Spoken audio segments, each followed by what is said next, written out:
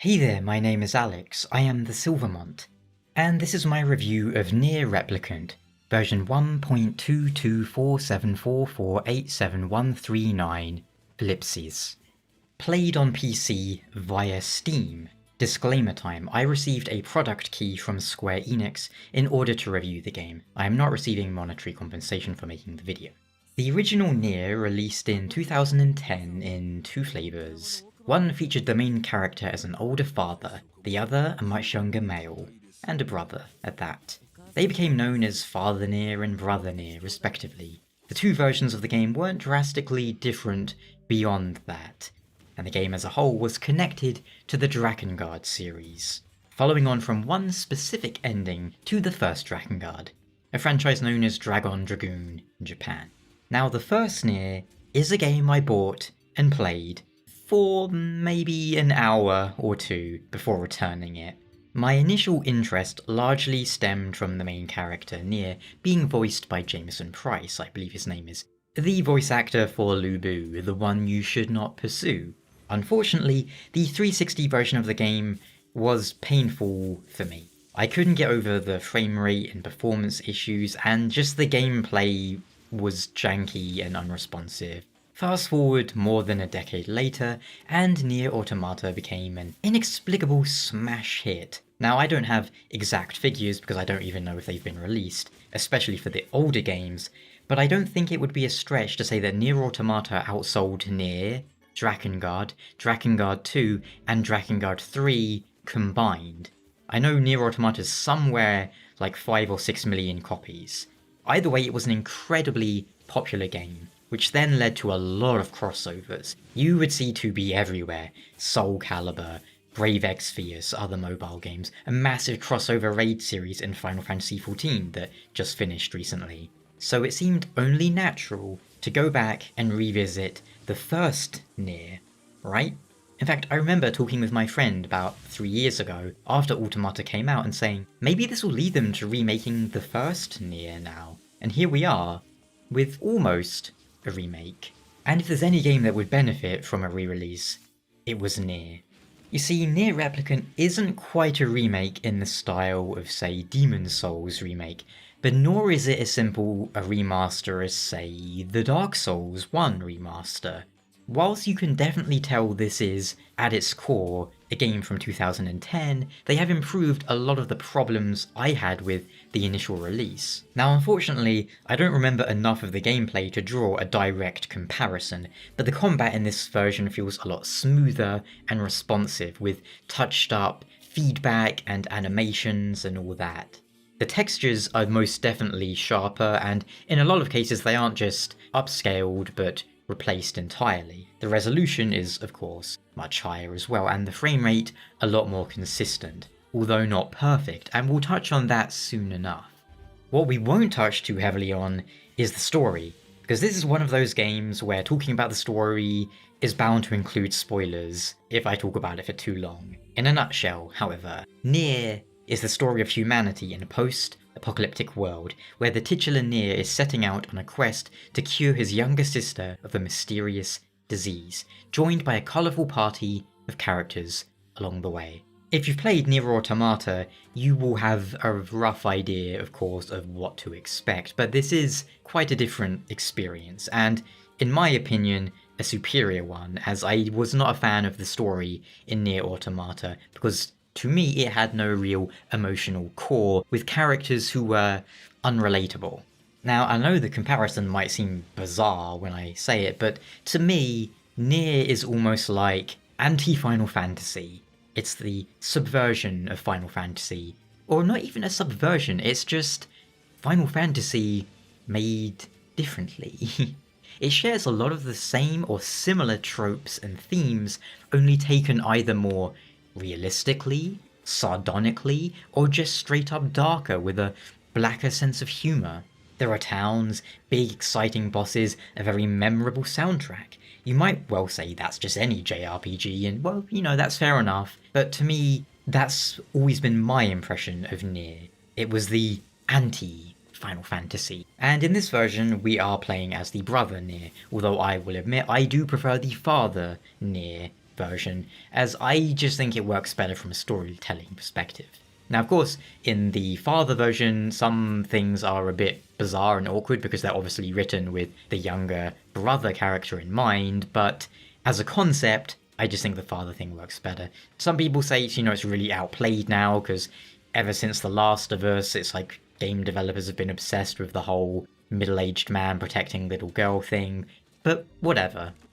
Gameplay-wise, it is an action RPG. Fighting is largely done with light attack, heavy attack, and 2 magic attacks bound to your shoulder buttons, or whatever on keyboard if you're playing with a keyboard and mouse on PC.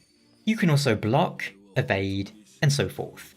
It has that rather unique, almost bullet hell aspect where, again, if you've played Automata, you'll be very familiar with it. At times, the camera will pan out or go isometric or 2D side-scroller, and you'll be acting more like a shoot-'em-up than a slash-'em-up.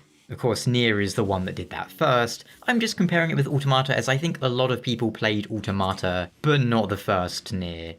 Weapons can be upgraded, and you will pick up side quests. Quite a lot of them. Some of which are worth doing, others seem a bit like filler. But so far it feels like few of them have given very useful rewards in terms of gameplay upgrades, but they do help flesh out the world, characters, and so forth. They add to the overall atmosphere of the game. The only problem is, some quests are basically just, hey douchebag, go and get me 5 bits of meat, and then nothing else happens, not even a conversation. And there's no real way to know which ones are worth doing, within the context of the game, that is. Having never really gotten much into the original game because of aforementioned frame rate and other issues, I'm not the best person to draw a comparison here. I could make a 3-hour-long video nitpicking the Demon's Souls remake and why I hate the changes made to it, but someone who didn't play the original Demon's Souls is going to play Demon's Souls remake, look at that video and say you're just being stupid.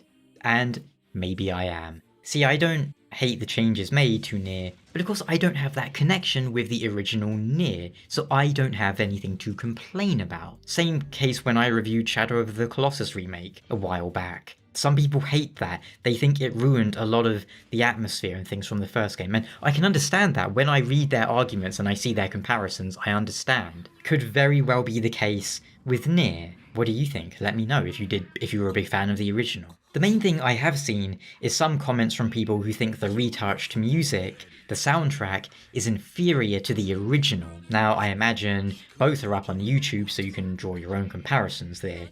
All I can really say is Nier and Nier Automata have a very distinct, if not unique, sound to them. The tracks, it's when you hear them you go, oh yeah, that's Nier. When you hear the music, the crossover in Final Fantasy XIV, you go, that's Nier music, alright. In terms of graphics and playability, however, it's a huge leap in my opinion. Again, it's been like 11 years or something since I played the first Nier, so I don't remember exactly. I just remember going, wow, this frame rate is bad enough that I don't want to play the game, and probably long loading times and stuff like that. That's not to say this re-release is perfect, however. There are still too many loading screens for my liking. On the plus side, they're pretty quick, but this is a game I would suggest putting on your SSD, as I imagine that would make the load times almost instantaneous. Plus, it's not a very big game, which is nice, seeing as most games these days are like 1,000,000 gigabytes. But the game's frame rate, well, if the game is running above 60 FPS, people are saying it starts making the game go in fast forward, because the game's animations and physics, the whole engine is tied to the frame rate. So the faster, well, the more frames, the faster the gameplay. The less frames, the slower the gameplay.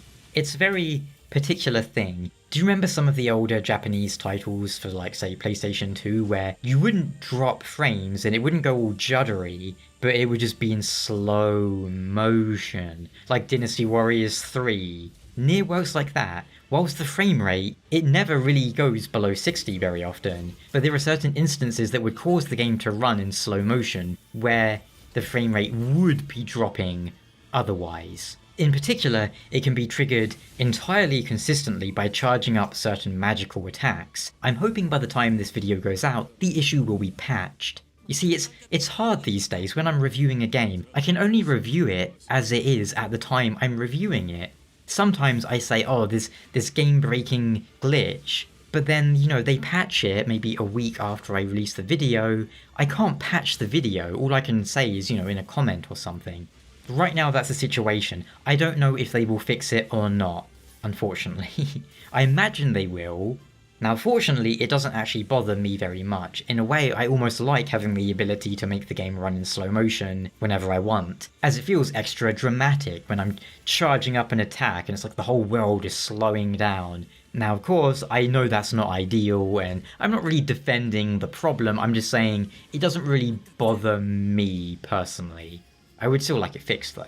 As for the fast motion, whilst the game has no built-in VSync or a way to cap the frame rate, something for me is doing it passively. Probably my G-Sync monitor and Nvidia stuff, so I've not experienced it. Thankfully, it is very easy to force a frame rate cap if you open up Nvidia control panel, go to the program settings specifically for Nier, and force VSync or a frame rate cap. Probably you can do the same thing with AMD or with external third-party software. However, that is an option we deserve to have in the game as well. VSync or a frame rate cap. They really should be putting that in. PC settings in general are rather sparse. You have like a couple of settings, but it's not very in-depth. I don't mind that personally.